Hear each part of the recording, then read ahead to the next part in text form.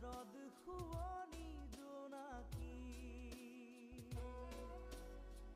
তুমি চিনাকি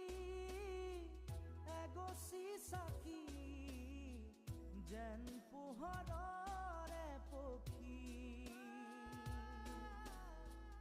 আকাশী ৰথেৰে আহি নামিলা তুমি প্ৰেমৰে বুৱতী